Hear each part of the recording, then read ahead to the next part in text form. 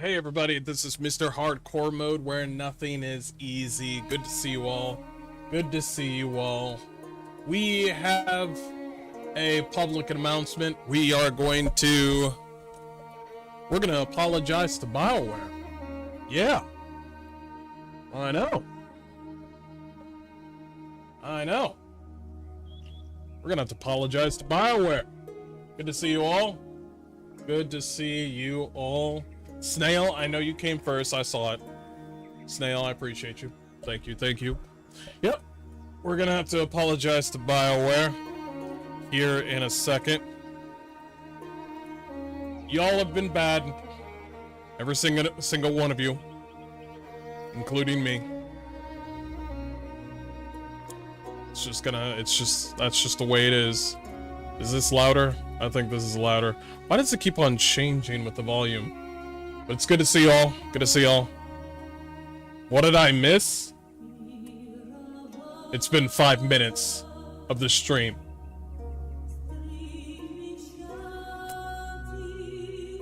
You didn't miss anything. Nothing happened. Nothing happened. Nothing happened.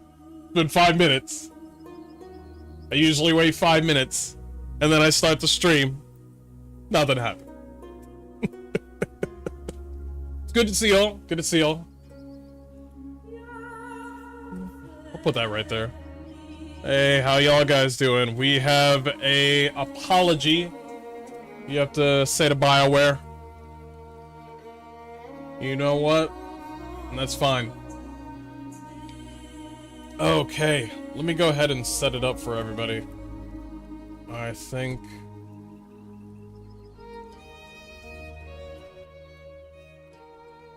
that should be a little bit better.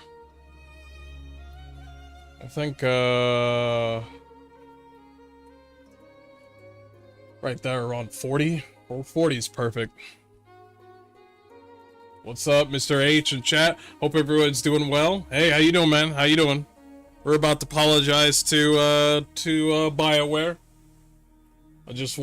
I ain't apologizing to Bioware for shit. They lied to us. Plus, we've been enjoying Stellar Blade. No. We haven't been enjoying Stellar Blade. She needs to put some clothes on. Okay? It's Pride Month. Okay? Who's apologizing to Bioware? Us. We're apologizing to Bioware today. Yeah. Alright. I want names? Dang, what the fuck? Nah, Expedition 33 is what Dragon Age the Veilguard should have been. Even more than that, actually. Alright, I think it's time. Alright. Let's do this. Okay. I think we can bring everybody here. You cracked your lower back? Right now, y'all, it's not funny. Tekla, you're being a right-wing bigot right now. You need to understand, okay? The Stellar Blade has trans mods, so we can support Pride Month? I guess so now. Everybody needs to cut their dicks right now.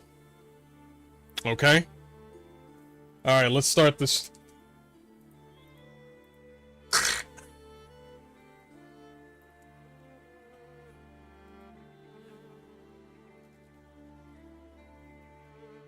Alright, everybody calm down.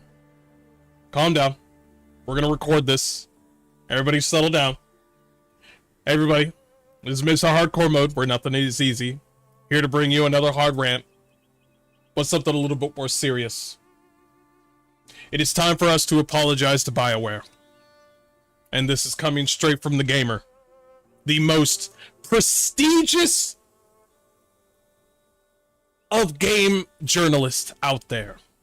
The most knowledgeable, the most not even politically ideologic game journalist out there. We're gonna hear from them. So Dragon Age fans are apologizing to the writers after the Veilguard backlash. So true! It is our fault. It is our fault. Put all the baggage on us. Everything that the developers did, ignore it all. Like I said, we trust the gamer, okay? Let's continue what they said. Who is this? Some white bitch. I don't care about her name. Let's continue. Dragon Age The Veilguard launch must have been a turbulent time for Bioware. What are you talking about? The game was fine. It was Game of the Year. Reviews were great across the board. Really? Are you sure about that? Oh, you mean the reviews that were great, and then 2 months later they came around and said, actually the game sucked? I hated that. IGN should have stuck with it. It was 9 out of 10, and then 2 months later, IGN was just like, this game actually sucks. Even David Gator, that son of a bitch, he even thought the game was horrible. Even Jason Schreier thought the game was horrible, but they all said it was a great time. See, we stick with the first thing that they said, not the second thing. Ignore the second one. As a Dragon Age, the Veilguard proved to be much more stable than any recent game from the studio. That's right. All those previous games that had, performance issues, and they were great games for some reason, fuck them. I need a shitty game, but with polish performance. That's what I want. Go ahead, white girl. Go ahead. Recent game and a whole lot of fun to play. It was a lot of fun. It wasn't it, Beaven. It was a lot of fun. However, when it got into the hands of longtime fans, that's me, they were quick to notice that the game's tone was very different from the previous entries, getting rid of the bite many of us loved. That's true. Bro, you mean those people that saw the political ideology with the top surgery scars and the trans sort of mirror where you could become trans in the game, and then everything was about Tosh and not about your own character, and it felt like you were a therapist, and it was bashing women, but it was also bashing men, and it felt like I was being talked down to than actually playing a Dragon Age game. Also, they fucked up the lore. No! It was the best Dragon Age game, and they know it. Anyway. That's not even to get into the comments that went beyond any actual critique of the game, as some attacked the Veilguard for having LGBTQ+. I'm so glad she added the plus. We're adding more, baby. Something it has had from the first game. I'm about to break character. LGBT wasn't a thing back in the day. It was just gay people. That's it. There was no pride shit. It was just gay people. Gay, normal people. Not LGBT, fucking pride, or BLM, or any sort of cult shit. It was just gay. She's right. My bad. Back into character. Anyway. And has only expanded upon its in sequels. Put simply, it must have sucked to work on the game. What are you talking about? It's Game of the Year. It must have been fun. I'm pretty sure the normal employees in Canada were having a great time, as there were many who took their criticism way too far, resulting in some higher ups leaving social media. Aw, man! Those right-wing grifters again. God damn. Didn't they go to Blue Sky and then they went back to Twitter, or did they just leave all in general? Damn. Should have stayed on Blue Sky. We got There's no pedophiles in Blue Sky. Trust us. There's only friends and family. Nowadays, after an explosive report from Bloomberg claimed that EA was the cause of the Veilguard's development woes. That guy, Jason Schreier, he doesn't know anything. Listen, he doesn't know anything. That game's been great the whole time. It wasn't BioWare's fault. It wasn't EA's fault. It was the grifters, bro. It was those YouTubers. Come on, the chuds. Some fans have changed their tune. Reddit user, you went to fucking Reddit, you dumb bitch. You back into character. A Reddit user, and you literally put his name out here. I can't believe you were bold enough to put his name down here. He kicked things off, apologizing to some of those who worked on the Veilguard, and many fans agree and echo similar sentiments. That was probably like, I don't know how many people that apologized. Me and some other guy that hit the upvote button. I went to Reddit. That's right. I went to Reddit, into that fucking cesspool that they call a website, and I upvoted that. And I was like, bro, that's right. BioWare didn't do anything. It was all EA. And I upvoted that, apologizing for some of those who worked on Veilguard, and many fans agree and echo similar sentiments. Dragon Age fans apologize after new reports pins the blame for Veilguard shortcomings on EA. And they said, I have been very critical of the Veilguard in its tone, writing, and lack of continuity ever since its release. I tended to put the blame on the Trinity, John Epler, creative director Corin Bush, and the lead writer Trick Weeks. That is the Trinity of making a good game. You got top of the line RPG makers right there. That we had the one guy that cut his dick off. We had the one guy that was scared of the two guys that cut their dicks off, and then we had the other guy that cut his dicks off and he has blue hair. Okay? Listen, we're having a return to form here. So if I got two guys right next to me that turned into women and they cut their dicks off, I'm telling you right now, they would strike fear upon me to the point that I have to make a good game.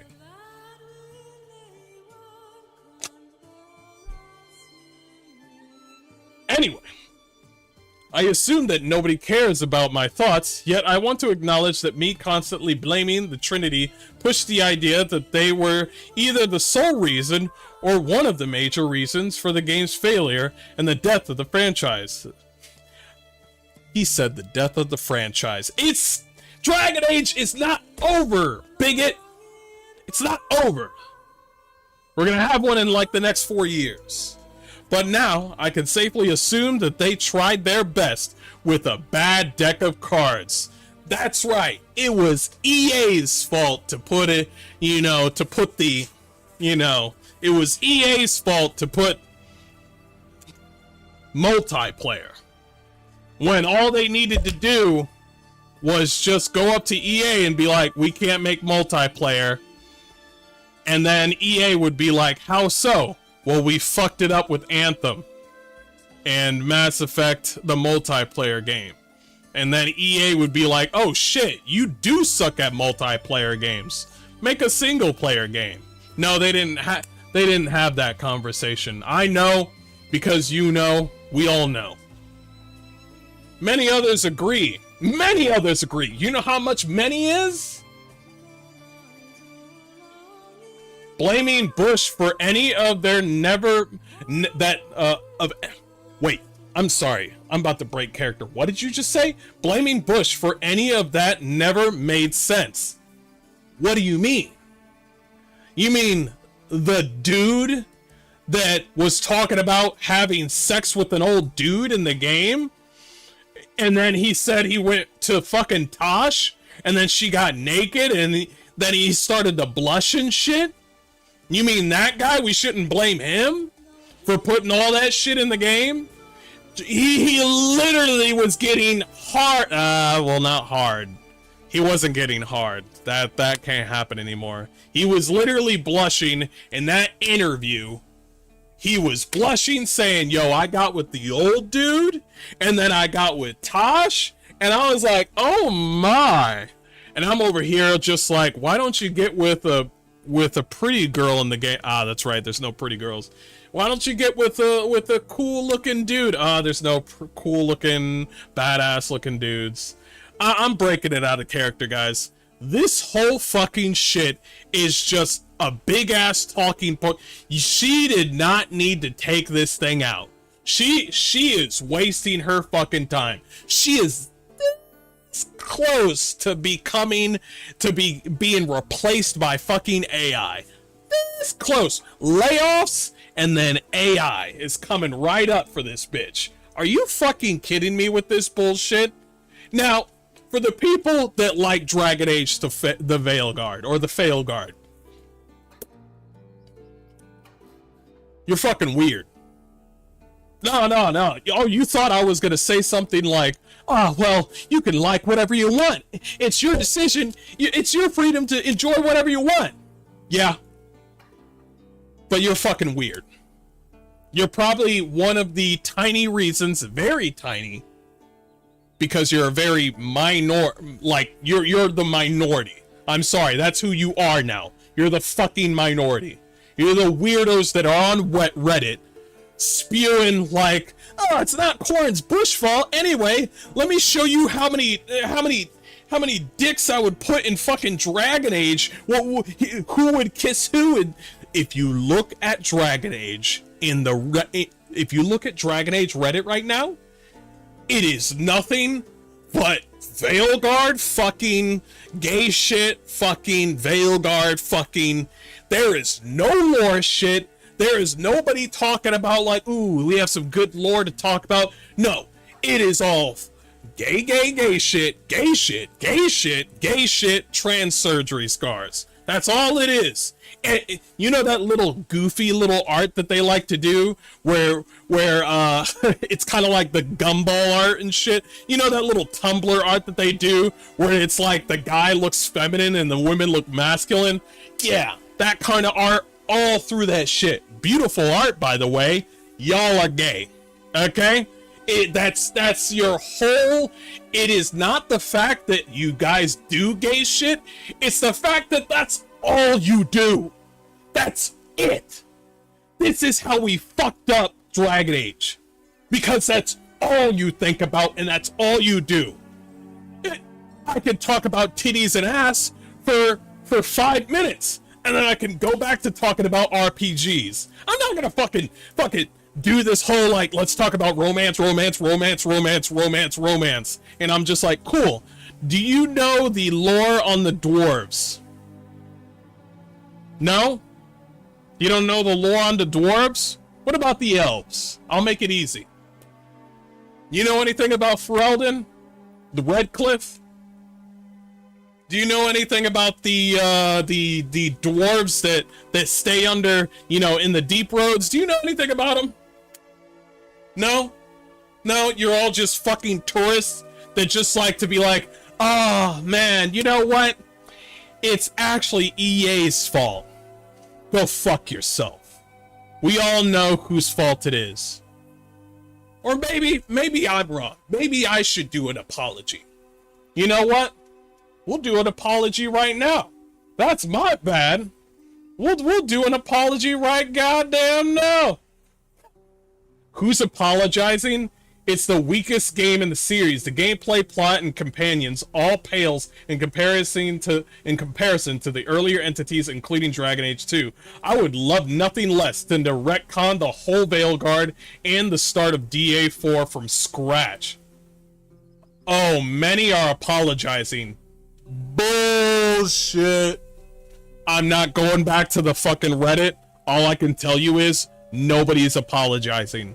Nobody. You're. Go on Reddit on Dragon Age yourself. I am not doing it again. Go on Dragon Age Reddit. I should I should have snapped a picture of how many people were agreeing with the person. It was minute, very minute. There was the one guy on a random Reddit. He surely represents all of the fans' feelings of a disaster that was Veilguard. Even he knows. My bad. I should have let him finish the sentence.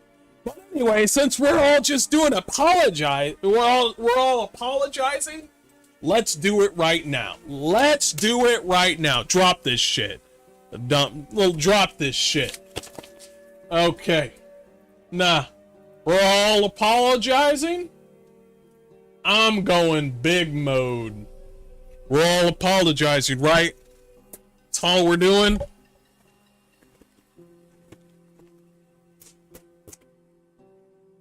Let's apologize right now. I got a lot of things to apologize about. I wrote it down myself. I'm sorry you put all the blame on EA. I'm sorry you thought you could make a multiplayer game. Hell, I'm sorry you thought you could make a single player game. I'm sorry you let the normal employees go through hell. I'm sorry you made Tosh. I'm sorry you made a Dragon Age game. I'm sorry you thought I was gonna cut my character's tits off. I'm sorry you took my character's ass. I'm sorry you destroyed Dragon Age's lore without EA's help.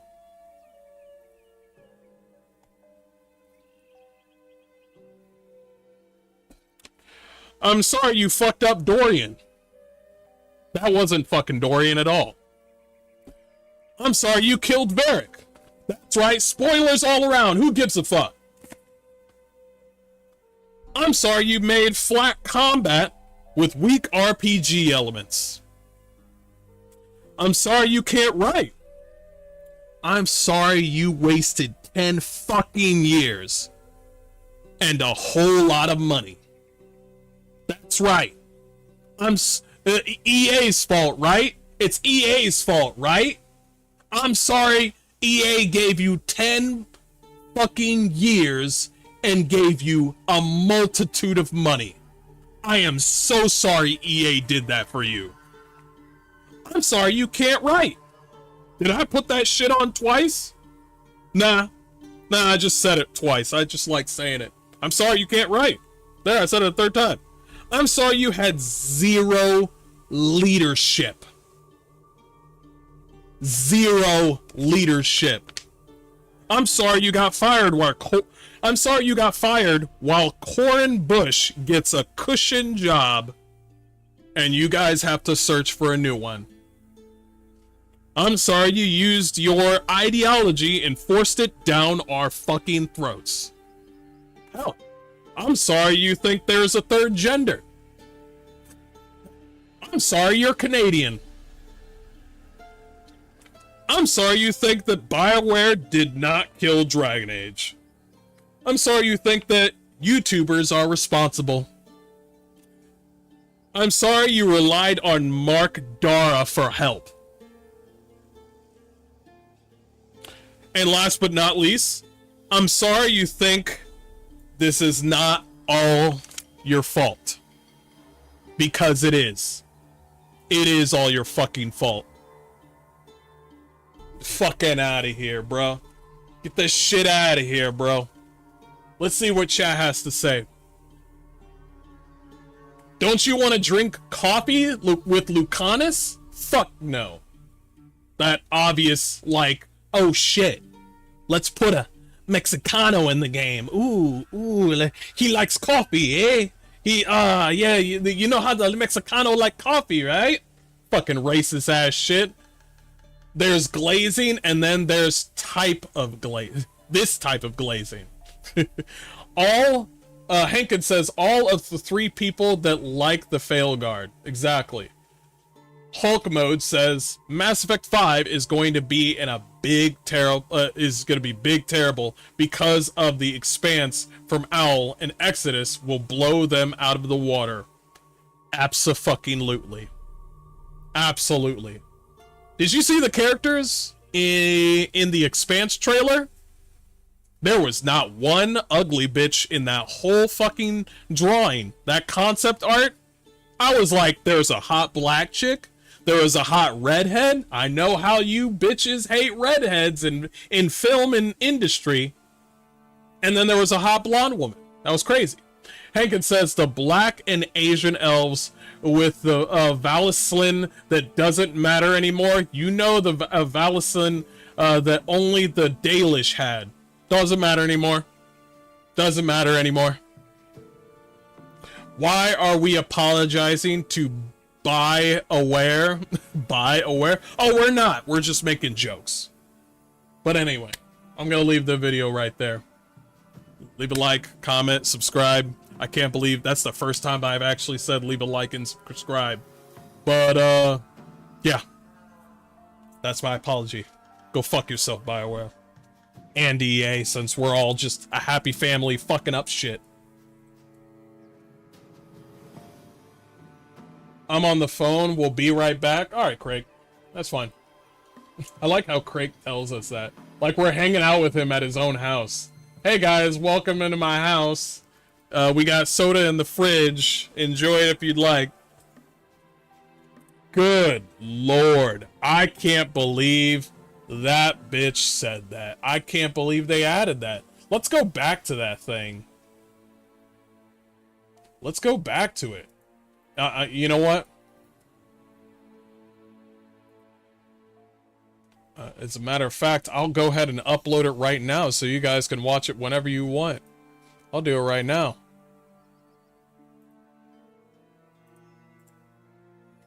I'm going to call it my apology to Bioware.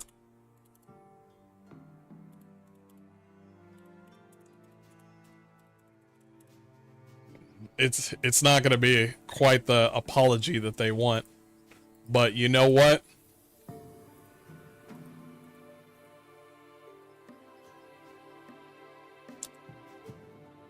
That's perfect. We can hide Morgan's tits because she doesn't have them anymore. And that's just how they do things now. You think the gamer will look at this and be like, oh, there is an apology video. No, no. Just another right-wing grifter. That's not the apology that we wanted.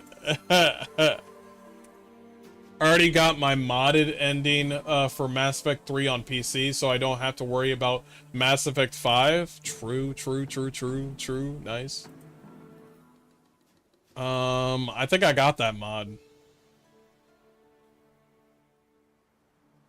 Oh, it's only 21 minutes long. Ooh, we're doing shorter videos, chat. We're doing it.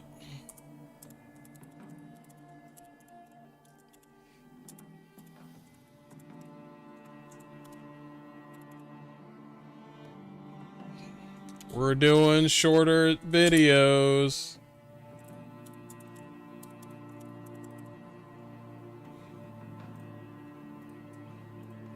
They're not gonna believe for a second that this is an apology, are they? They're not gonna believe for a fucking second that this is an apology. They're not gonna. Welcome to my cribs, Dragon Age edition. I'd hang out. I'd hang out. Let me see. I'm pretty sure I can upload this. My connection, my network is pretty quick. I heard that Marathon is going to be delayed. Is that correct? I knew we were all seeing that come. They reduced her breast size in Inquisition too. Yeah, they did. They were slowly but surely doing that shit. I don't like Isabella in anything else than just the normal Isabella. I already got my yeah, I only like her in 2. Okay. Looks like, oh man, it's already done. Boom, right there. Man, it's fucking ridiculous, man. As a matter of fact, I do want to play Dragon Age Origins all over again. It might have to be a little bit later, but I definitely do want to do it. No, no, no, no, no, no. Rockland Forest? Let's do with Ostagar.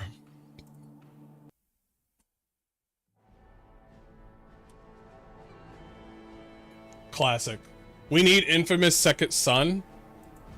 Damn, you taking us back. Where is that?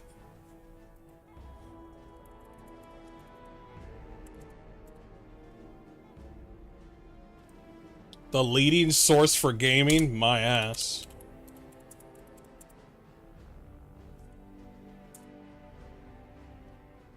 I'm trying to find that, because I know she had more to say. Even though... No, no, no, no, no, no. No, they had more to say. Go down. Go down.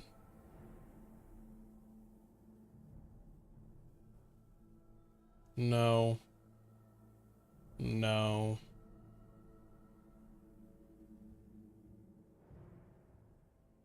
Oh, boy. Where are you at?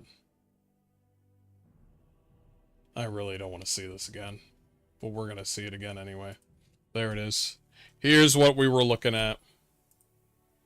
This bullshit. If you guys are wondering... I mean, you can't hate game journalists enough. But if you guys are wondering why I do this, it's because of these hacks. It's because of these game journalists that lie, and when they don't lie, they try to take a little snippet of something that is true, but they plant it like it's what everybody's thinking.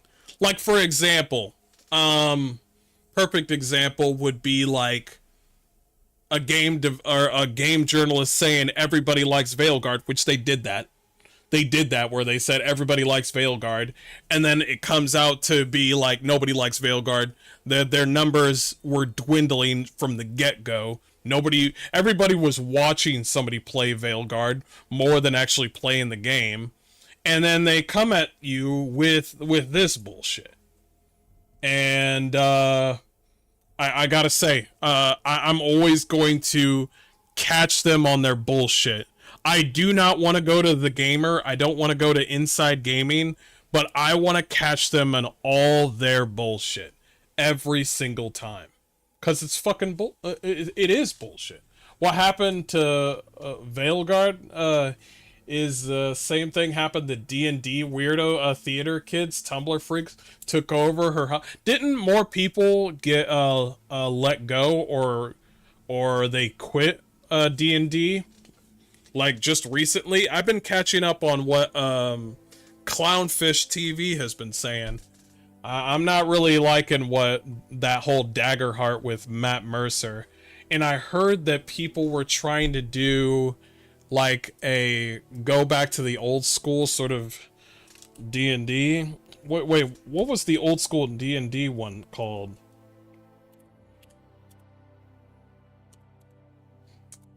Old school, I think it was something like Shadow something? Something. Shadow Dark. Yeah. Shadow Dark RPG review, the ultimate old school revival. Interesting.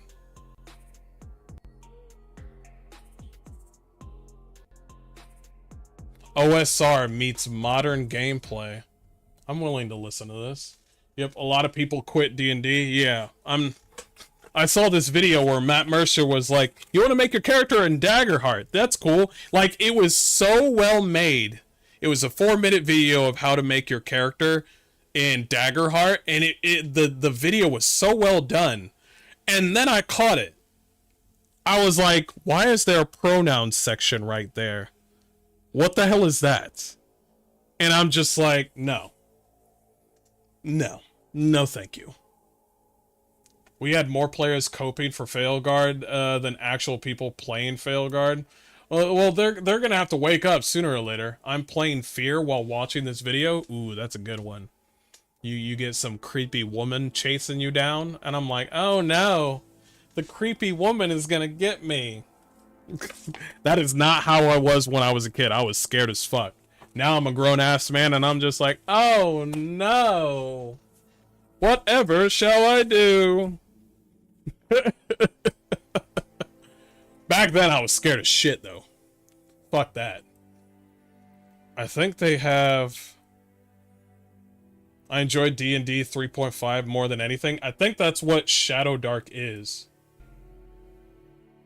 Winning for is, I think Shadow Dark is probably... This is Dungeons and Dyslexia. So I already like the name. One of the most popular games of 2024, and I'm finally taking my review of it.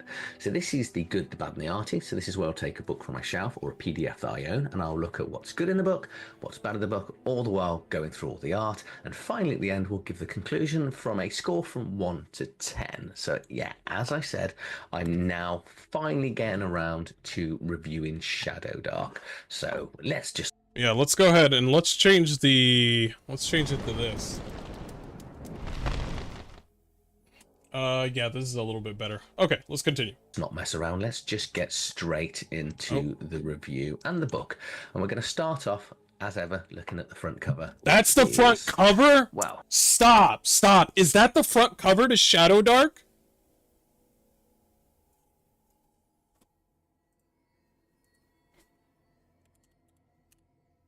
I want to show you something.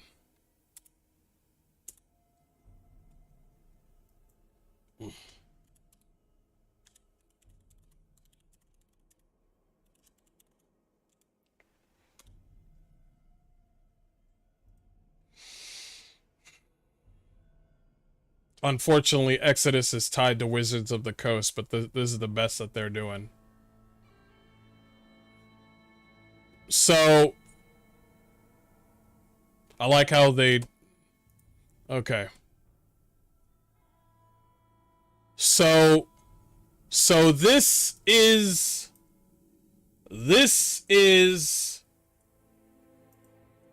Wizards of the Coast. They got all this... What in the world? Wait. They added trans and... Why is the trans fucking colors separate from the LGBT colors? They fucking hate you guys. They hate the gays. But I'm over here just... Oh, God. Anyway. See what I mean? See how modern this looks? Real modern? You buff black lady, of course. Well, yeah, I'll be honest, the art looks nice. It does. But it all looks like 2025 Magic the Gathering shit. Now, let's check out Daggerheart. I'm gonna this is Matt Mercer and the team's Daggerheart.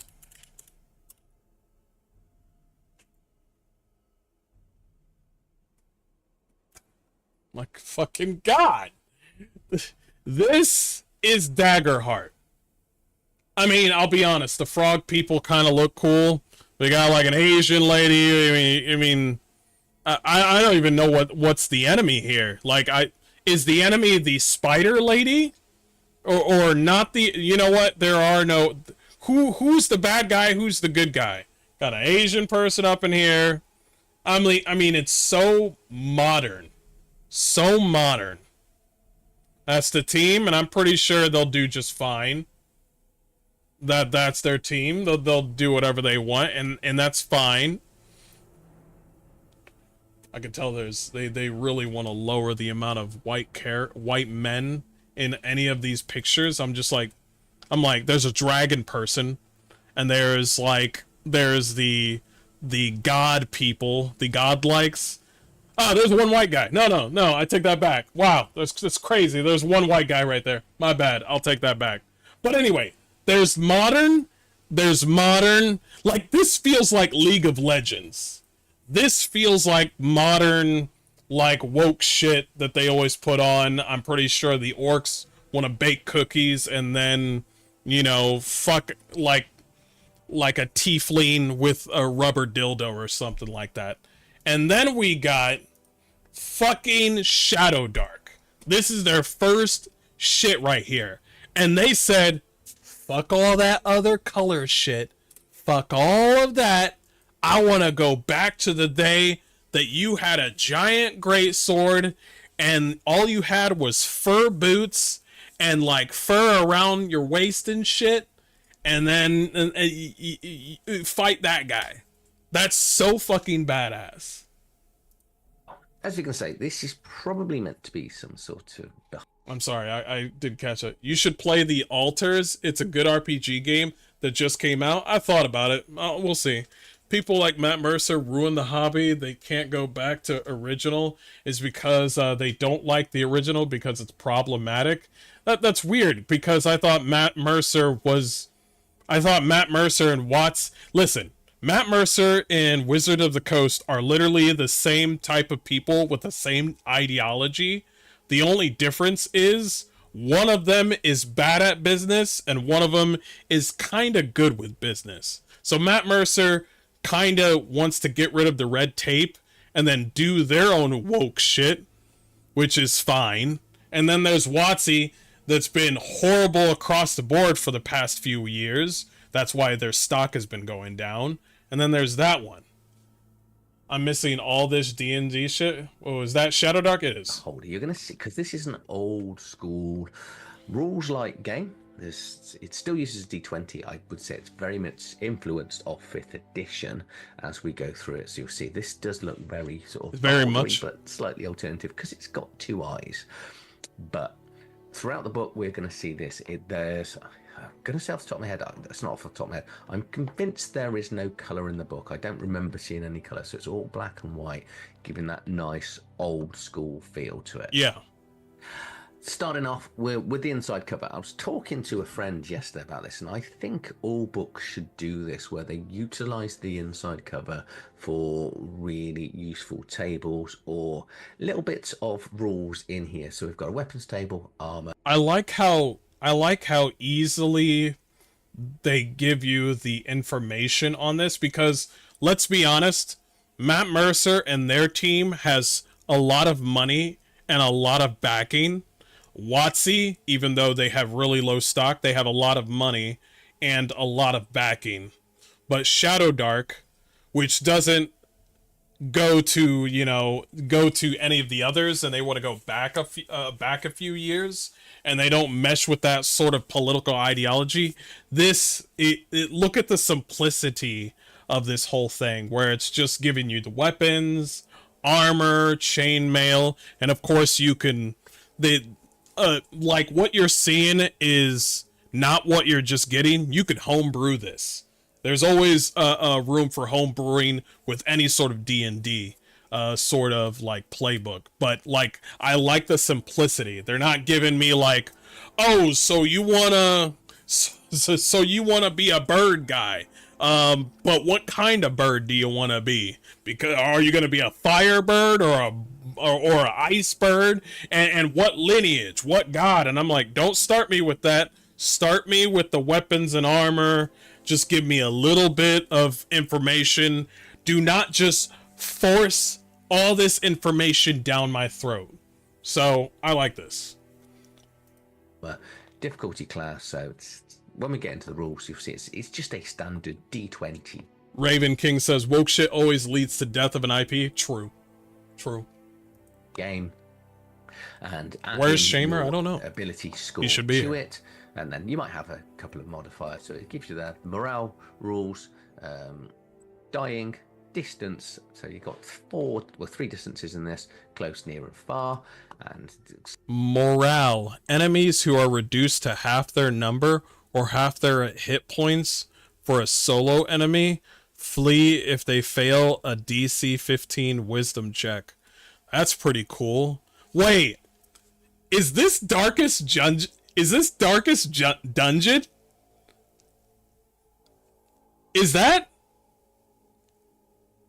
that's some XCOM Darkest Dungeon shit, if you guys ever played any one of those. Do you want me to make the screen bigger? Just let me know. Some climbing rules, some falling rules, etc., and how to sort of cast spells and spell focus is in the inside cover. And then you get into the book itself. So Shadow Dark, it's written, design, layout by Kelsey Dion of the Arcane Library. So it was published in 2024. All of the artists are listed here, and the great thing about the PDF copy, sorry, it's 2023. It was actually copyrighted, but I think it was released 2024. So it was kickstarted 23. Very successfully kickstarted, let's say. And all the artists here, you can actually just click through and it will just take you to the art page, which is fantastic. That's nice. Content. So this book is 332 pages, so it is big. But it's a big book. The good thing is you're not going to do anything else. This is your player's guide, your Dungeon Masters or Games Masters guide, and your monster manual all in one place. It's a little bit so you might argue it's a little bit expensive because I think it comes in around about $60. $60? $60 for one book. $60 for one book? Let's go back to D&D. $60 for one book with all the information? Let me see this. We're going back to D&D. Ugh, I can't believe I'm going back.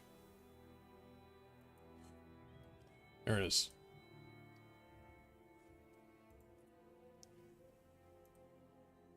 How much game rules, collections, species, spells? No, books. I know you got it out here.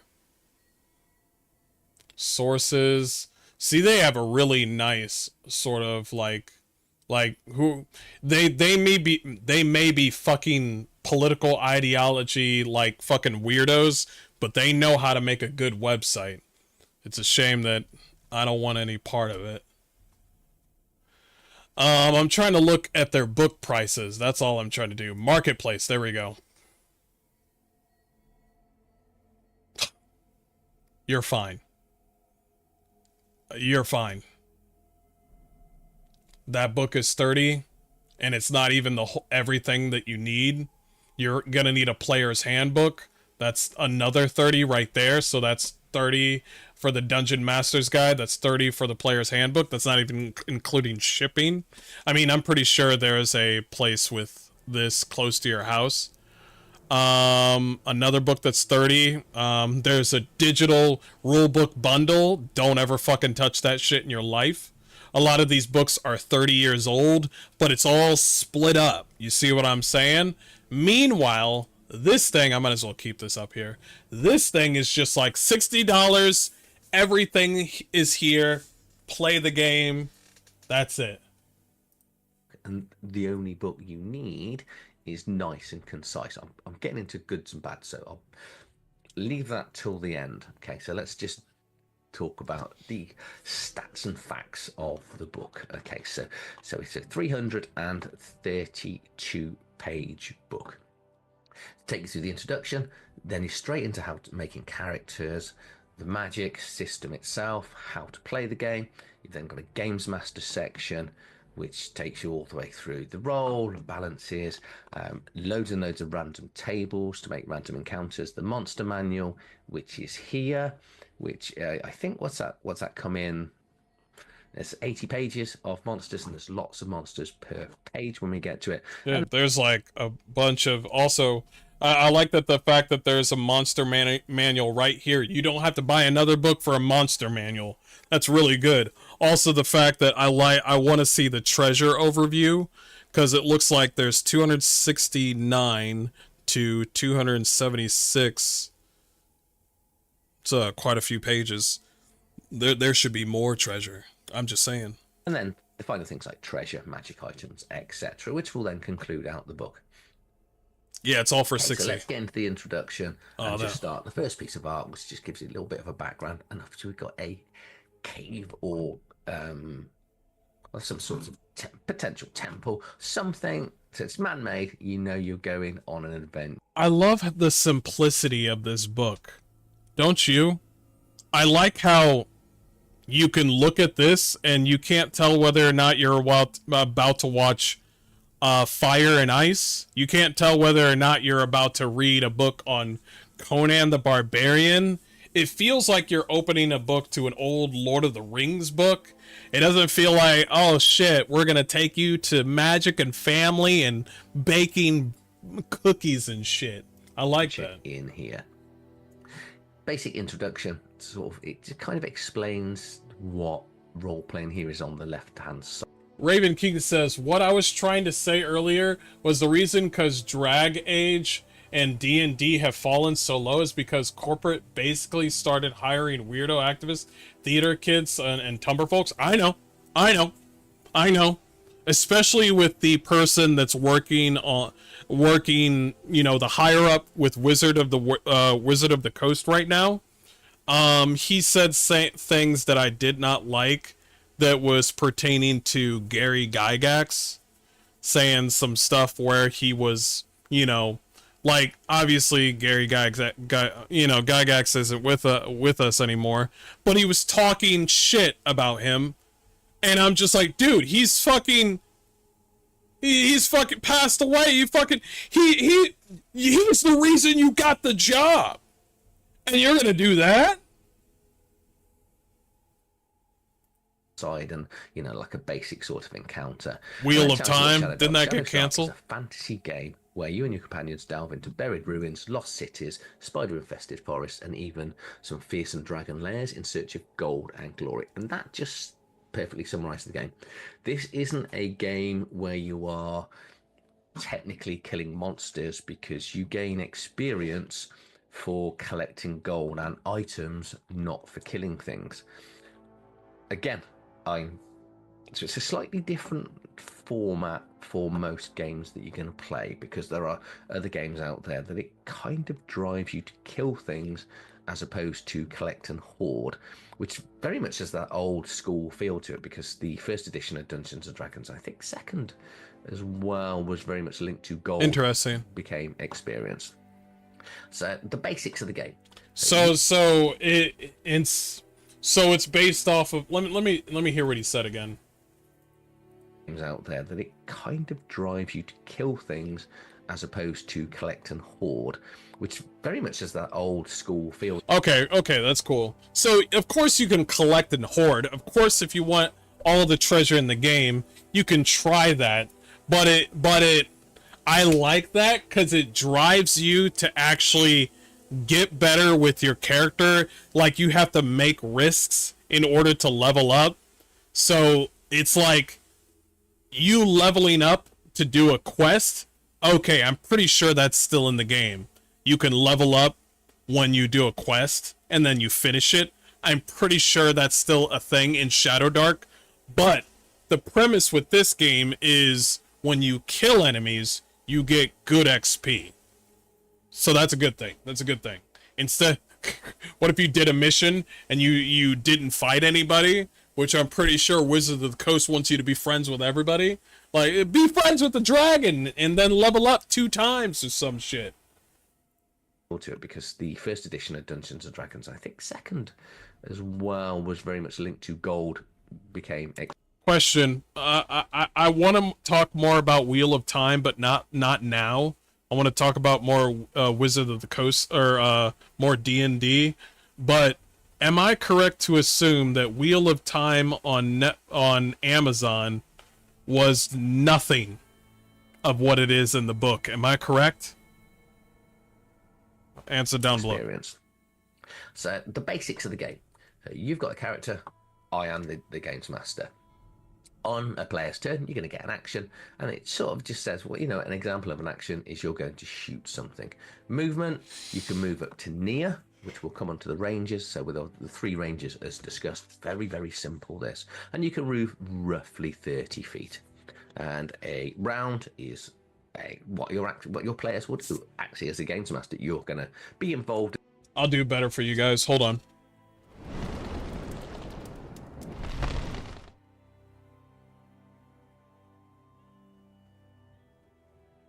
Yeah, I did hear about that.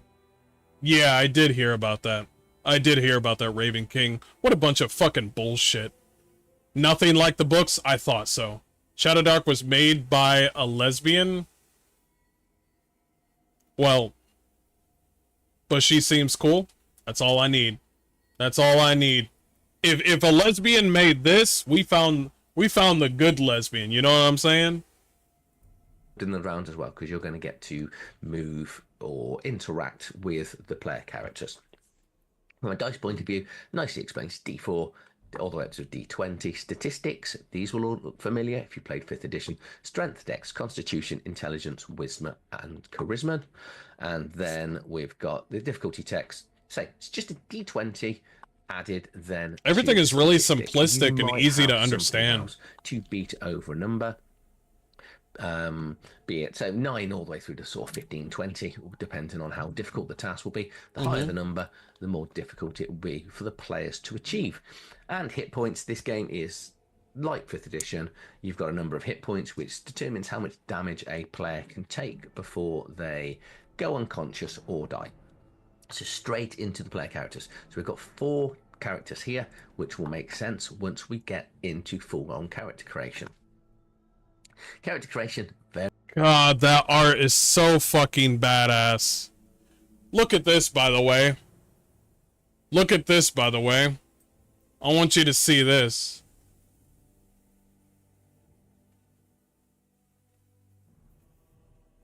Look at the Arcane Library.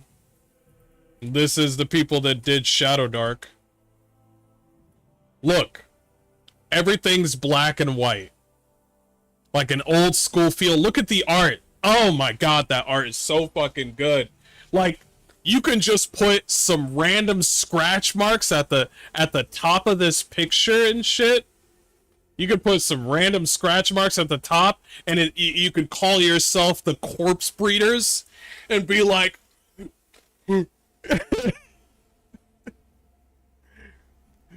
Kansas City, this is the Corpse Breeders coming to you live. Open up that circle pit. Like this is the old D&D that I was actually craving for. This is really nice. There's a lot of fans for it. What? Yeah, I like this. They have a love for the old school, not the new school. Yeah, I like that. Yeah, I followed them. All right, let's continue on. My bad. Very streamlined. It'll probably take a minute to 5 minutes to create a character, depending on the level you're going with.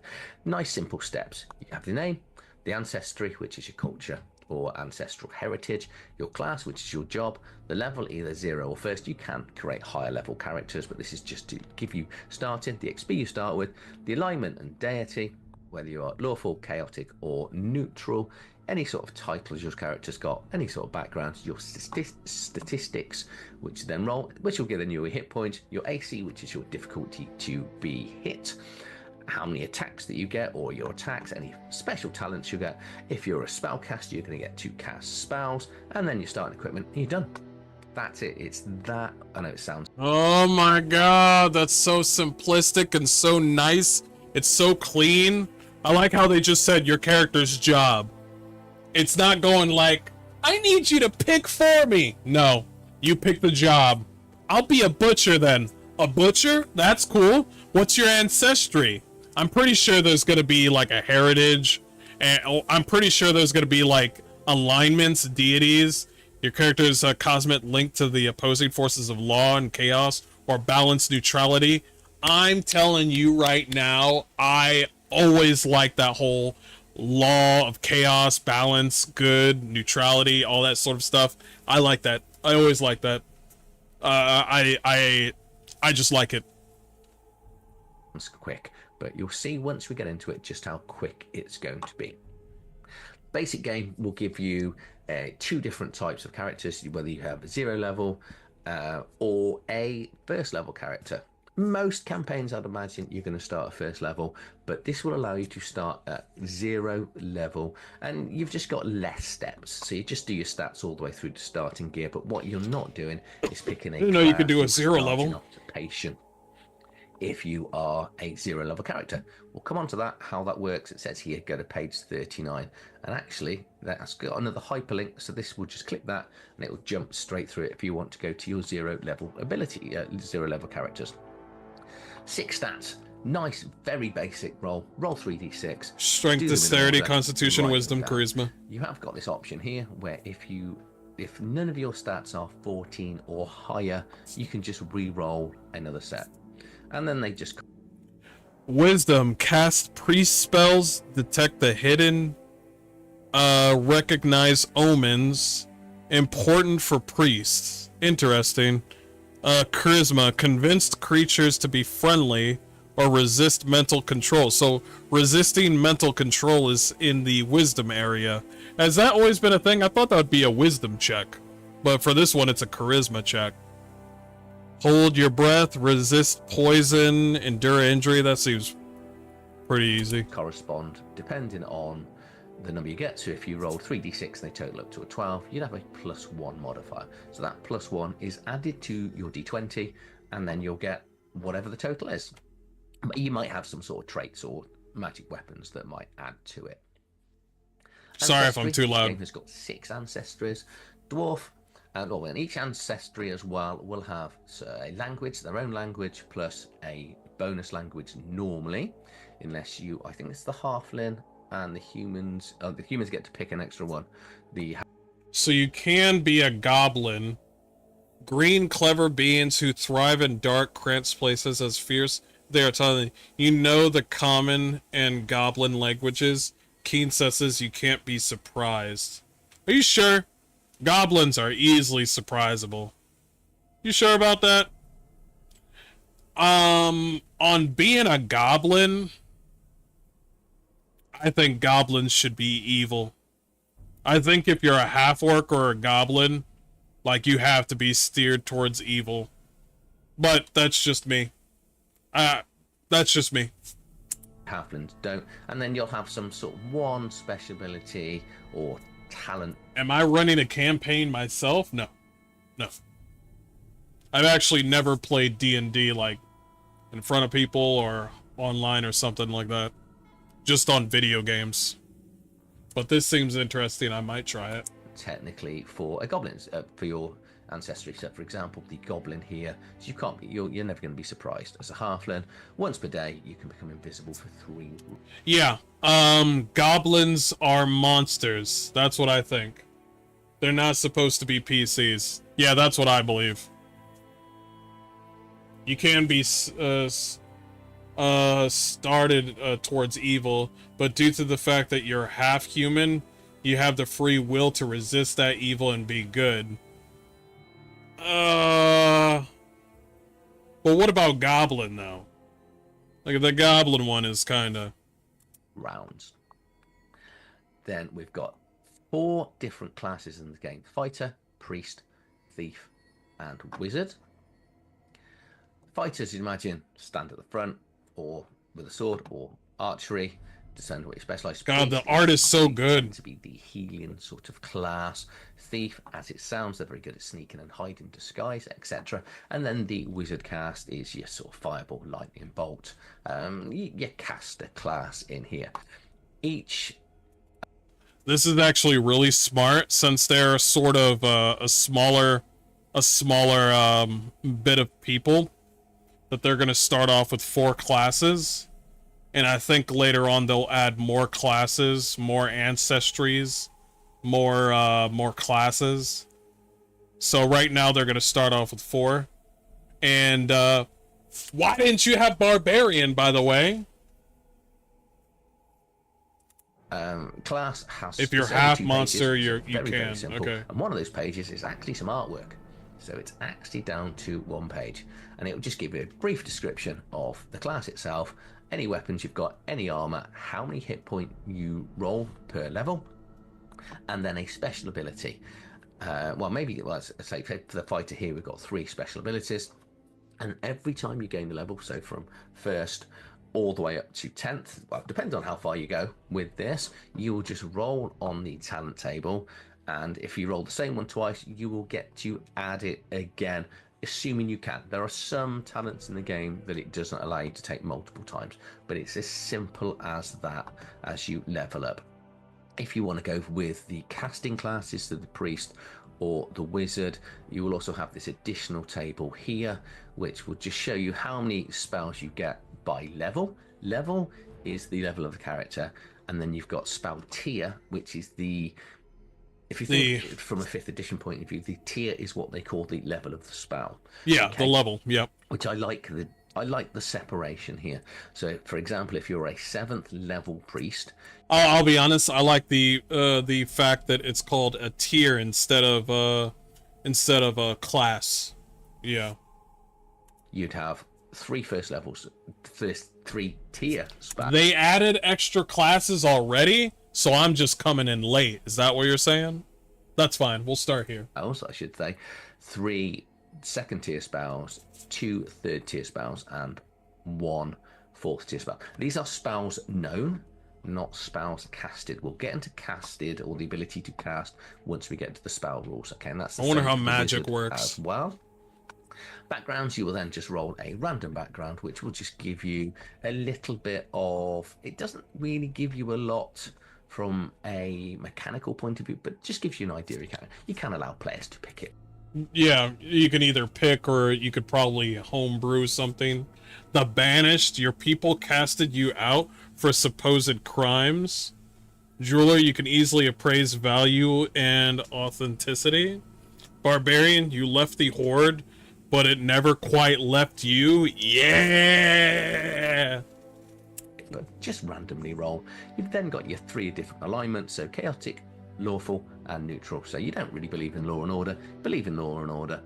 You're a mix of the two. That's it. So there is no good or evil in this. So yeah, believe in law and order, or you don't.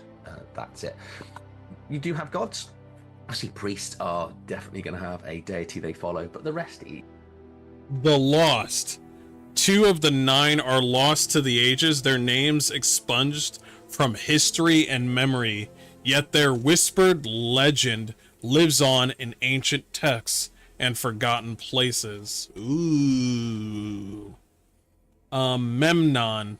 Memnon sounds very evil. Memnon was the first manifestation of chaos. He is Madeira's twin, a red-manned leonine being whose ultimate ambition is to rend the cosmic laws of the Covenant from his sister's skin. Oh, what the fuck? The fuck?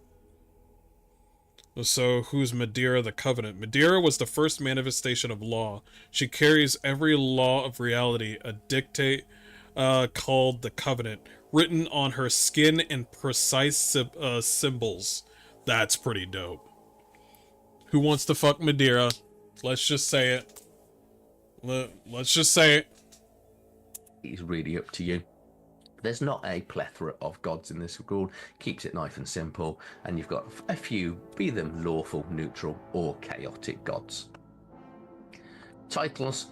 Randomly roll it, your title if you want your character to have a title. There's lots of random rolls in this game. And then we go on to your languages. Say that is determined by initially. So we got our languages here. Common and rare languages.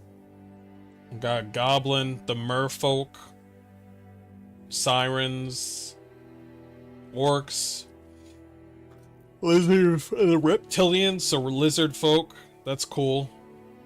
Minotaurs, Beastmen, Manticores. Okay. Bugbears, Goblins, Hobgoblins. Wait. Just call the language for goblins gobbledygook, okay? What do they say in Harry Potter for goblin-like language? They call it, like, I don't know, gobbledygook or something like that. Your race, or ancestry, we should say, in this game. Then we've got a few rare languages, and it just gives you some starting equipment here. Again, random roll, just roll a d12, and there you are pretty much away. You've got a little bit of additional money you can go and spend on a few items. This is fucking... You are pretty much ready to go. Randomly roll your character name if you want to, and then as you go up and gain experience. Experience is done. We'll see that once we get... They shouldn't have added that. There's no... I mean, I guess if people don't really... they should have added that. But it's fine. There was no need. Like, if somebody doesn't care about their name, they'll just randomly Google a name. But yeah, that's fine. But I do like the fact that there is goblin names, elven names, and dwarven names. Because I think Wizard of the Coast just foregoed, like, elven and, like, dwarven names. Everybody's name is Fred. Okay? Everybody's name, they'll, like, honestly, to be fair, though, it is your character, you can name it whatever you want, but I swear to you, like, when I watch, like, any sort of D&D session, like, for some odd reason, the human names stay the same, the halfling names stay the same, the goblin names don't, they do say the same, but for elves, the elf names, they just name their elves anything that they want. For dwarves, they name them whatever the hell they want. That's what I've mostly seen. For half-orcs, they just name the half-orc whatever it is. There's no sort of language with it, like calling a half-orc like Grok, Dragor, or something like that. That's a cool name. I just made that up. Get to how you gain experience. Can't copyright. Gain experience, you will go up levels, and as you go up levels, so you don't what get up, Nathan? talent every level. So it's every odd level. So once you get to level 10, you will have 5. You will roll on your talent table for your class. So here 5 times. Okay. I think I may have said every level, but follow the rule book. Don't follow me all the time. Mm-hmm. Random characters. If you want to create a completely random character, you can, and this will just allow you to do this. So this is really good for NPCs from the Dungeon Master point of view. It's very, very quick just to create a few random characters, or even if you want to go completely random as a player, you can do. You can just follow this through and go random.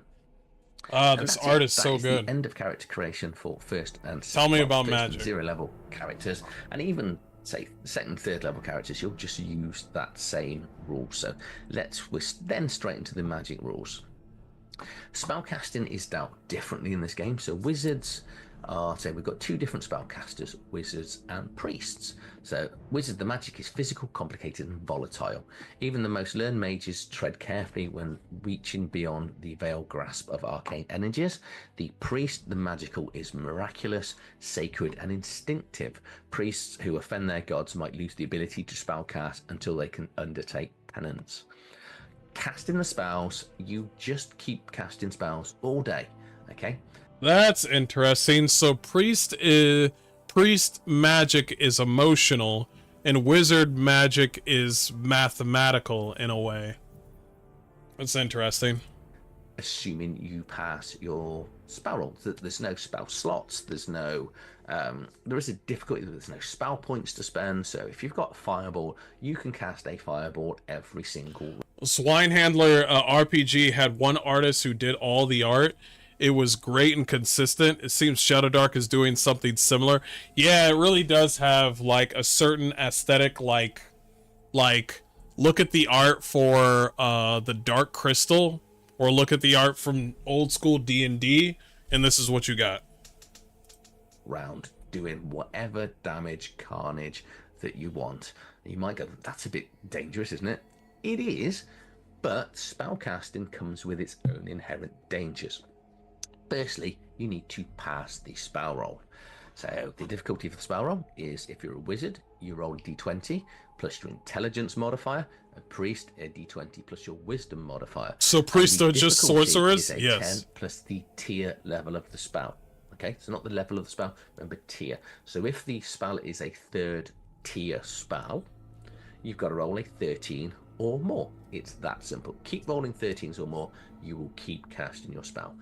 Fail that roll, you're not casting that spell again until you take a rest. So that's a long rest. That's your full sort of overnight rest. Okay. So it's nice and simple until you fail the spell. And then you kind of got to move on to the next spell. And so you will have, depending on your level, 2, maybe 3 different spells of each level, of each tier. By the way, I don't mean to railroad this, but has anybody heard of Solasta 2?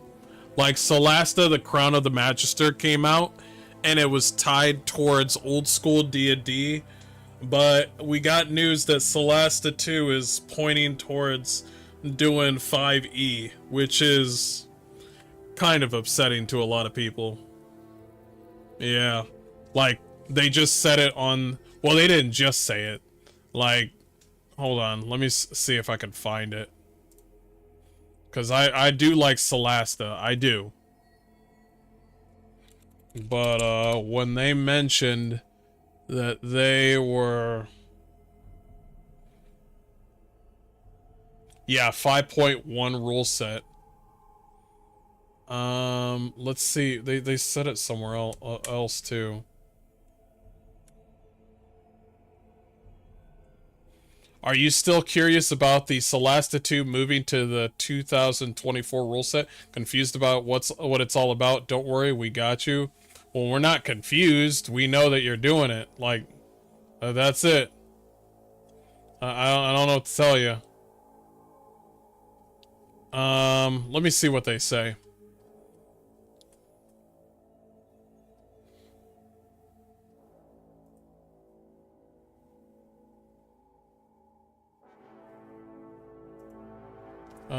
I think they say it right here.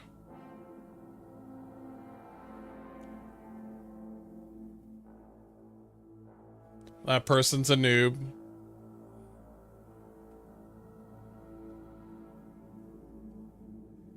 So it doesn't seem like everybody is upset about Solasta 2 moving up. I take that back. So it's not, you don't lose your ability to cast all spells, it's just that one spell.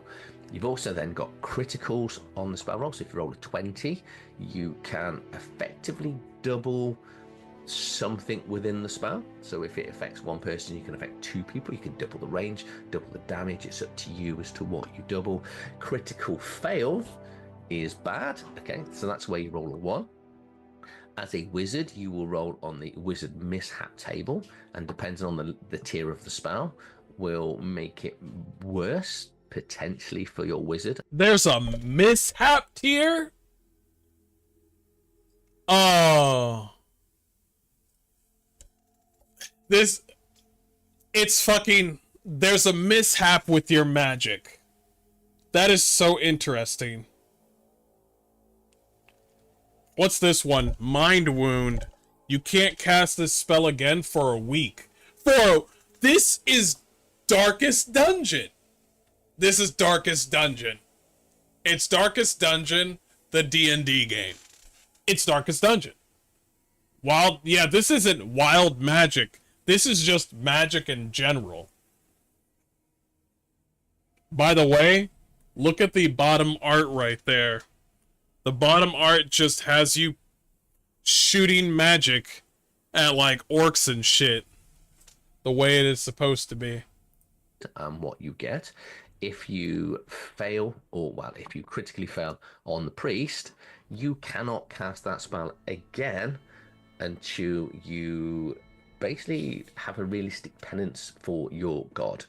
And the section here on penance is, as a general, you've got to donate a value of money, which will affect your experience, which will affect you going up levels faster. Ooh. Until you've done something that, say, appeases your god.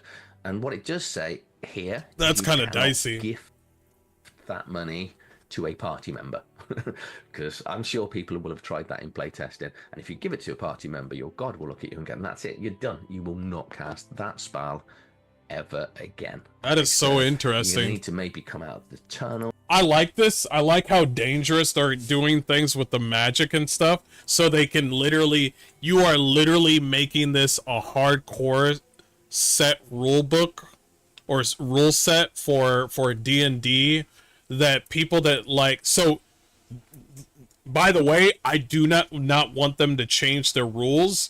If they want to tweak a few things, that would be great, especially when it comes to the priest and using money to like cast something that might be a little I mean, depending on what they want to do with this. Not only are they making something that is functional for their D&D rule set, but also as well, like, this is like the proper amount of gatekeeping that you need in order for you to have something. Like, not everybody's going to play Darkest Dungeon. So, that's like a form of gatekeeping. Also with Souls-like games. A lot of people don't like Souls-like games. They don't want to die 100 times. But also with this one, it's just like the game looks very difficult with just spell casting, that it's just like people will turn away and be like, I don't know if I like this. Well, then there's Daggerheart, or then there's Wizard of the Coast. So this is a really good like balance of like, well, you don't have to do them, you can come here, and I think that's cool. Or come out of the dungeon, go to a village, go and find something. Especially when I was playing the other day, when the priest, the very first roll he made was to cure light wounds, and then they lost the ability to cure light wounds. That was it, done for the day. Well, not for the day, that was... Wait a minute. Somebody, Craig says, it never made sense to me in D&D. You gotta roll a dice every time you swing a sword, but spells automatically work. Wait. I thought you could miss as well with magic. Oh, no, not with every magic. Let's say it's an AoE like a fireball. You are going to get hit with the fireball. The only difference is whether or not you make like a sort of, I think it's a dexterity check or a constitution check, but you'll still get hit by the fireball. So, you know, the resistance, you know, depending on that. I see what you're saying. Yeah, saving throws. Yeah, there's a difference between saving throws and then there is, you know, just a straight up miss. Well, that was, yeah, sorry, it was just for the day, but obviously it wasn't until 1, so it wasn't, so it was going to come back the next day. So it's, but yeah, it was quite amusing where the wizard was just, you know, constantly casting fireballs, etc. So yeah, it does have that wonderful, let's just say, randomness to it, which is the old... Ooh, is there multi-classing? Is there dual classing in this? Old school feel of this. So the mishap table, say the higher the tier of the spell will determine whether it's worth. So for example, if you're casting a 5th tier spell here and you roll a 1 on the cast roll and then a 2 here, you're going to get this pyroclastic extrusion where you'll deal 3d8 damage to yourself and all creatures within near range. There are things like scrolls and wands, so you can actually cast from additional scrolls and wands that you find, because your wizard, well, your players will only know a number of spells based on the tiers for the level they are, but you can... On a failed casting attempt, the wand stops working until you complete a rest. On a critical failure, the wand permanently breaks and casters with mishap tables must roll a mishap. Bro, they hate you. Bro, they love it when you call Shadow Dark the fuck up D&D. Like, it's like, please fuck up. Please fuck up. You miss, you break both your legs. You have a mishap with your spell casting. You blow up and take fire damage. You miss the toilet seat when you're trying to pee. Your dick explodes. That's what this game is. It's literally Outward, the video game. And if you find wands and spells, you will be able to cast additional spells off those.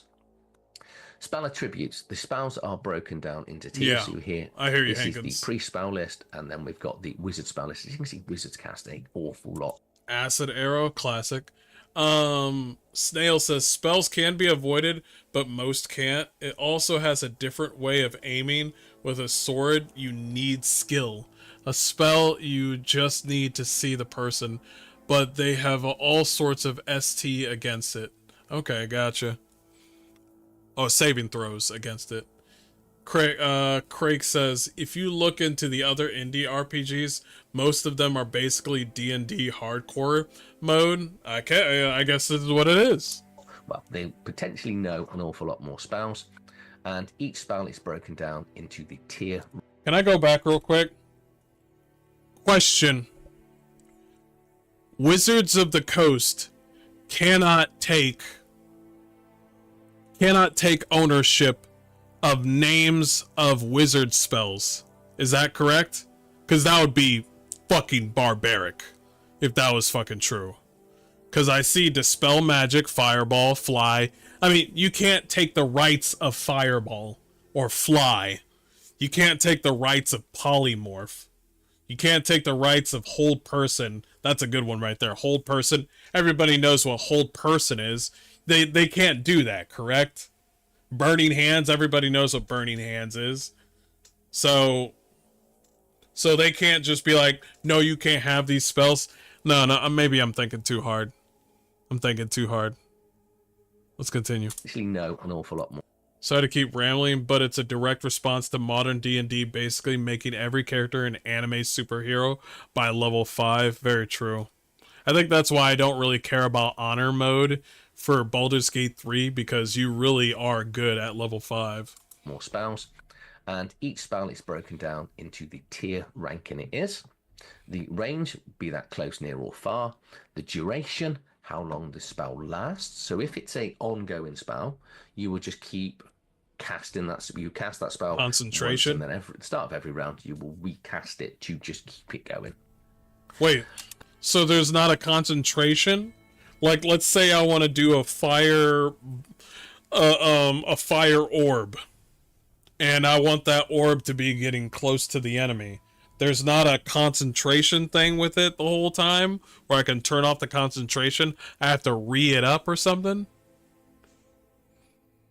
Focus. Some spells last for as long as you focus. Okay, some do. You can't cast other focus spells while focusing. That's cool that they changed the name, by the way. You can end a focus spell at any time. To maintain, they need to add Druid in this. They need to add Druid. Come on. Add Druid. I'm not going to talk about focus spells until you bring in Druid. That's the most concentration job. Copyright is copyright, but a name should be fine because everybody uses it in everything. Yeah, that's true. The copyright Fireball. Get the fuck out of here. A new D&D, that what Raven King just said. New D&D just makes everyone super, super special to the point no one is special. Abso-fucking-lutely. You ever wonder why people always kind of giggle or laugh when somebody wants to be a human fighter? You ever wonder about that? Somebody wants to be a human fighter, and they're just like, oh, of course.